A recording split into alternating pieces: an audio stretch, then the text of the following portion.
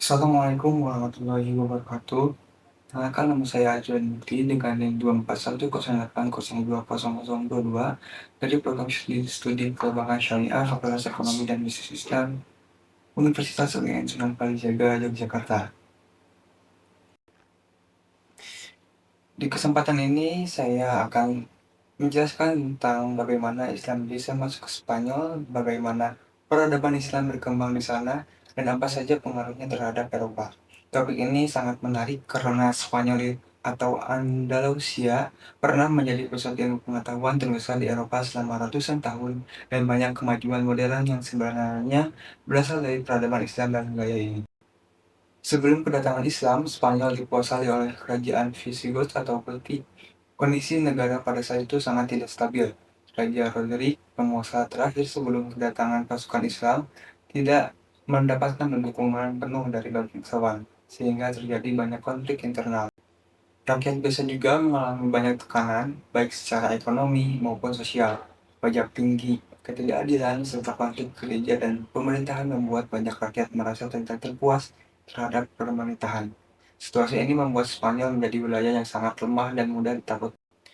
Masuknya Islam ke Spanyol dimulai dari Afrika Utara, tepatnya dari wilayah Maghrib yang sudah berada dalam kekuasaan Islam. Gubernur wilayah itu adalah Musa bin Nasr. Pada tahun 710 Masehi, Musa mengirim pasukan kecil dipimpin Tariq bin Malik sebagai ekspedisi uji coba. Ekspedisi ini berhasil. Kemudian tahun berikutnya, 711 Masehi, Musa mengirim pasukan yang lebih besar dipimpin Tariq ibn Ziyad. Tariq mendarat di sebuah tebing berbatu yang kemudian dikenal sebagai Jabal Tariq, atau dalam bahasa Inggris, Gibraltar pasukan Tariq. Pasukan Torik kemudian berhadapan dengan pasukan Raja Roderick dalam pertempuran besar yang terjadi. Roderick kalah, dan setelah itu kota-kota besar seperti Carcadora, Telode, dan Seville jatuh dengan cepat. Dalam waktu sekitar 3 tahun, hampir seluruh wilayah Spanyol berada.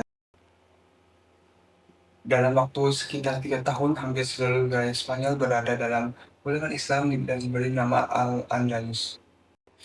Pada awalnya, Spanyol diperintahkan oleh gubernur-gubernur yang diangkat oleh dinasti Umayyah di Damaskus. Namun masa ini penuh pergantian karena dalam sekitar 45 tahun ada lebih dari 20 gubernur yang memimpin. Keadaan berubah ketika dinasti Umayyah di Damaskus jatuh pada tahun 750 Masehi dan digantikan oleh dinasti Abbasiyah. Hampir semua keturunan Umayyah dibunuh, kecuali satu orang, yaitu Abdurrahman ad-Dakhil.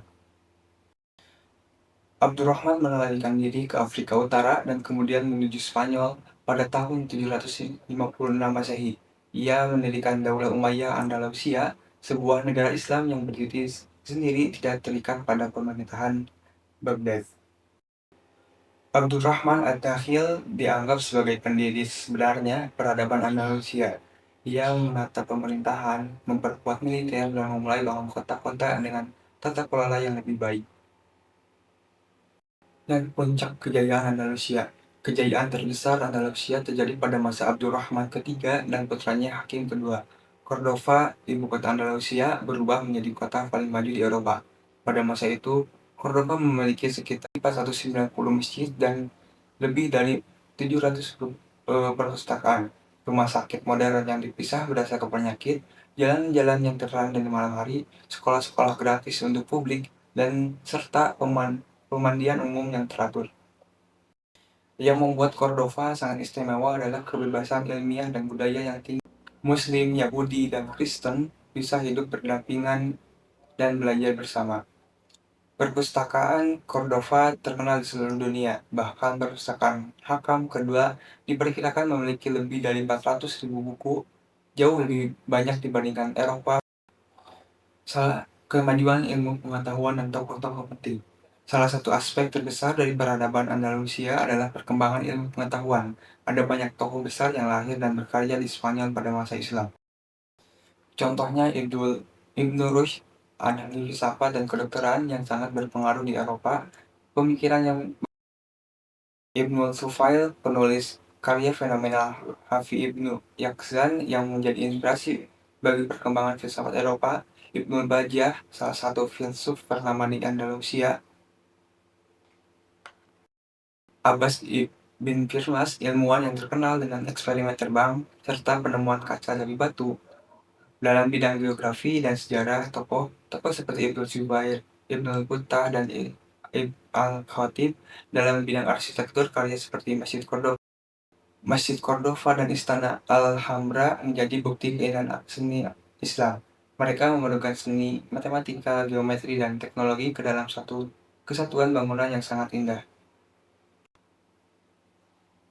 Masa kemunduran dan runtuhnya Andalusia.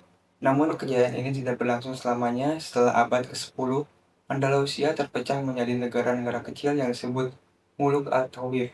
Negara kecil ini sering berperang sehingga kekuatan yang menjadi lemah.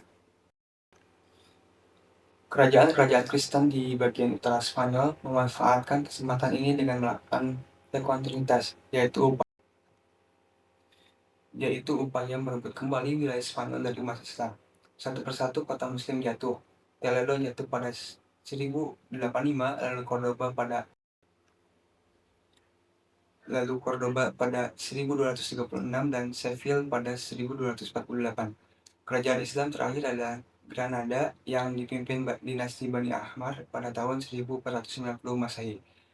Granada jatuh ke tangan Ratu Isabella dan Raja Ferdinand tahun 1492, dianggap sebagai akhir resmi peradaban Islam di Spanyol.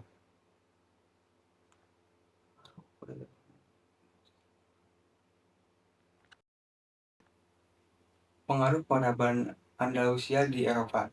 Meskipun kekuatan Islam runtuh di Spanyol, pengaruhnya tetap sangat kuat dan bahkan menjadi dasar kebangkitan Eropa. Ilmu-ilmu seperti matematika, kedokteran, astronomi, kimia, filsafat, musik, dan arsitektur diperkenalkan pada Eropa melalui Andalusia. Universitas-universitas Kristen mengirim murid-murid mereka untuk belajar di Andalusia, lalu menerjemahkan karya-karya ilmuwan Muslim ke bahasa lain. Untuk gerakan seperti Renaissance, reformasi gereja, dan pencerahan di Eropa. Jadi bisa dikatakan bahwa kemajuan Eropa modern tidak bisa dilepaskan dari kontribusi peradaban Islam di Spanyol. Kesimpulannya, Islam masuk ke Spanyol melalui proses penaklukan yang cepat, namun membangun peradaban di sana melalui ilmu pengetahuan dan toleransi. Peradaban Andalusia menjadi salah satu pencapaian terbesar dalam sejarah Islam dan memberikan dampak yang sangat besar bagi dunia hingga saat ini. Mungkin sekian, eh, mungkin cukup sekian penjelasan dari saya. Kurang lebihnya mohon maaf. Wassalamualaikum warahmatullahi wabarakatuh.